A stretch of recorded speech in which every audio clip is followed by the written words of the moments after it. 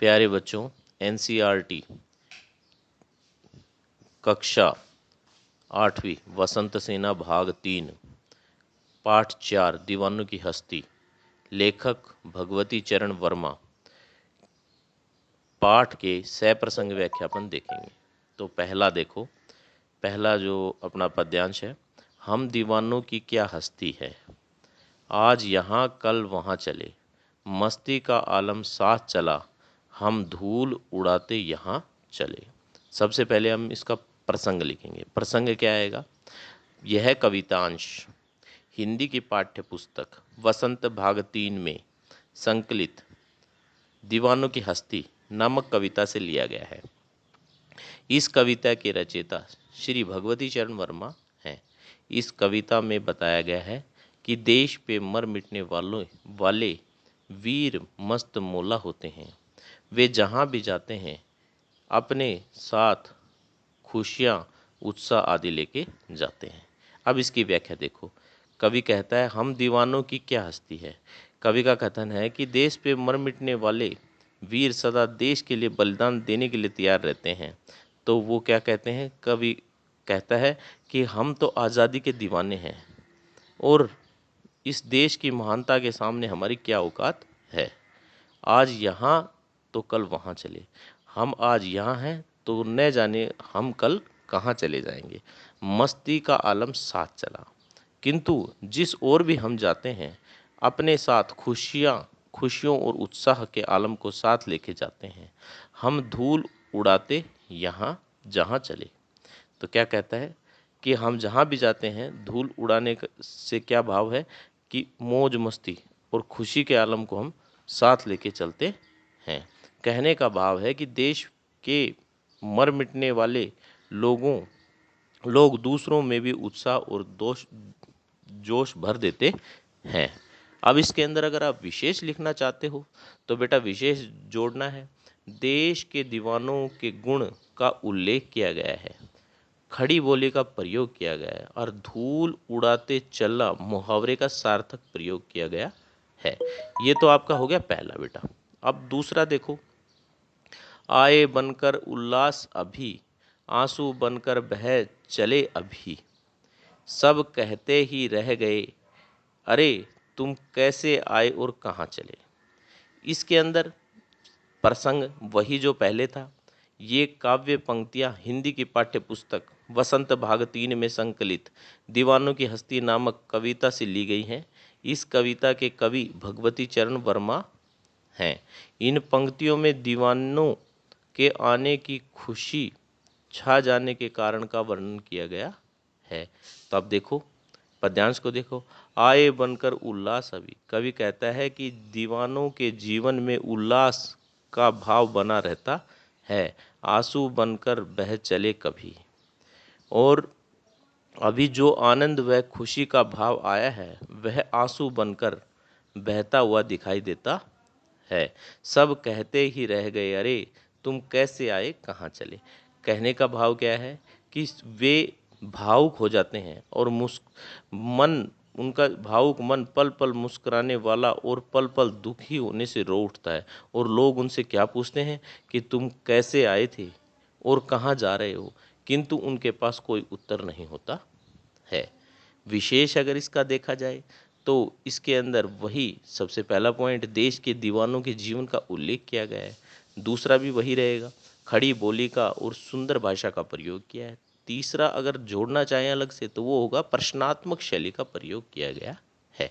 अब आपको तीसरा देखो, किस ओर चले यह मत पूछो, चलना है बस इसलिए चले, जग से उसका कुछ लिए चले, जग को अपना कुछ दिए चले। अब इसका जैसे सबसे पहले प्रसंग कि प्रस्तुत पद्यांश हमारी हिंदी की पाठ्य पुस्तक वसंत भाग 3 में संकलित दीवानों की हस्ती नामक कविता से लिया गया है।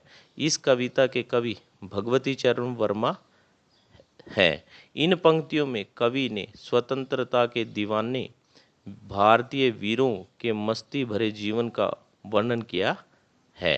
अब अपन इसकी व्याख्या देखें। किस ओर चले यह मत पूछो।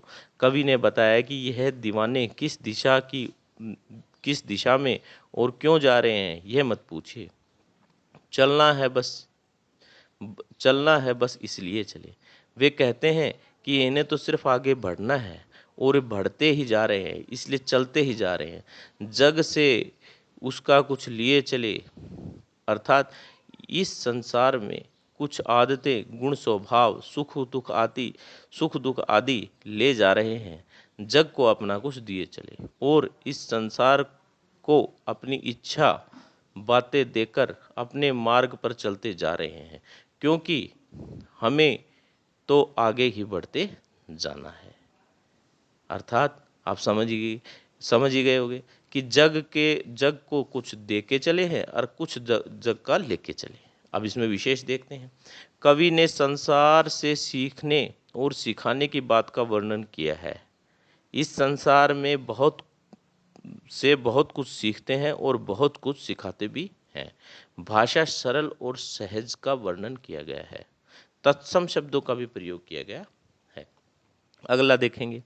दो बात कही, दो बात सुनी, कुछ हंसे और फिर कुछ रोए, छक्कर सुख दुख के घूंटों को हम एक भाव से पिए चले। अब सबसे पहले फिर वही अपना प्रसंग आएगा। प्रस्तुत पद्यांश हिंदी की पाठ्य पुस्तक वसंत भाग 3 में संकलित दीवानों की हस्ती नामक कविता से लिया गया है। इस कविता के कवि भगवती चरण वर्मा जी हैं। उन्होंने इस पद्यांश में स्वतंत्रता के दीवानों के विषय में कहा है कि उनके लिए सुख दुख सब समान होते हैं। कवि ने बताया है, क्या बताया है? दो बात कही, दो बात सुनी, अर्थात कि देश पर मिटने वाले ये दीवाने जब लोगों से मिलते हैं तो कुछ अपने मन के भावों को और दूसरों को कहते हैं और कुछ दूसरों की बातों को सुनते हैं। कुछ हंसे और कुछ रोए। वे अपनी और दूसरों की बातें सुनकर कुछ हंस लेते हैं और कुछ रो लेते हैं। छक्कर सुख दुख के घूंटों को हम एक भाव से पिए चले। अब वो क्या कहता है कवि कि वो जी भर के जीवन के सुख दुख के अनुभवों को सहते हैं और प्राप्त करते हैं, लेकिन चाहे दुख हो या सुख हो सभी को वे समान भाव से देखते हैं। वे सुख दुख के समान भाव से देखते हुए समान भाव से सहन करने का संदेश देते हैं। अब इसमें अगर विशेष देखा जाए तो सरल भाषा का प्रयोग किया गया है। सुख दुख, हंसना रोना आदि विपरीतार्थक शब्दों का सफल प्रयोग किया गया है। भाषा में प्रवाह बना हुआ है। ये आपका विशेष हो जाएगा। अगला हम देखेंगे। हम भिखमंगों की दुनिया में स्वच्छंद लुटाकर प्यार चले, हम एक निशानी सी उर पर ले असफलता का भार चले। बहुत अच्छी पंक्ति है। देखो बच्चों, प्रसंग इसके अंदर सबसे पहले वही आएगा।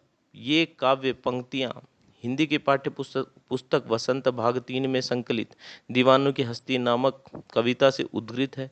इस कविता में कवि भगवती चरण वर्मा है। इसमें कवि ने समाज को मांगने वाला और स्वतंत्रता के दीवानों को दानी कहा है। ये दीवाने अपना सब कुछ बिना संकोच के लुटा देते हैं। सर्रार देखेंगे। कहते हैं, कवि का कथन है कि हम भिखमंगों की दुनिया में स्वच्छंद लुटाकर प्यार चले। यह दुनिया केवल मांगना ही जानती है, इसलिए इनकी दशा भिखारियों जैसी है।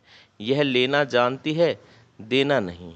ये मौज मस्ती वाले दीवाने इस बात को भली बातें जानते हुए भी अपने प्यार को सबके लिए समान भाव से स्वतंत्रता पूर्वक लुटाते हैं।